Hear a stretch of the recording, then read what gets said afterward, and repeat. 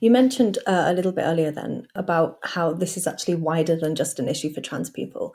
Can you go into that a little bit? Because I think that might surprise some people. Right. It's just not on people's radars. Most people, or a lot of people, look how we expect for. So a lot of women present in feminine ways, and a lot of men look masculine.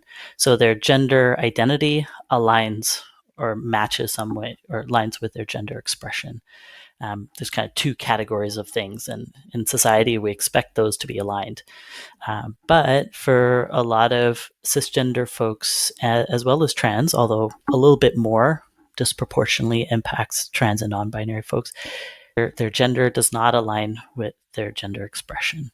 And so, if it will give you an example, somebody accessing the women's facility, maybe has a tie on, maybe is a bit taller, all these different features that we've kind of coded one way or another are at play for, we come in all kinds of shapes, sizes, diversity of how we look. So, of course, there would be some that would be a bit more masculine looking. This can be not just in what the clothing people wear, but it can also be the shape of their body as well, right? So maybe a little bit more flat chested. And again, both cis and trans women could look in this way, right? Facial hair is another one as well. And this is where there's perhaps an intersectional piece to the puzzle where women of color can have a bit more facial hair.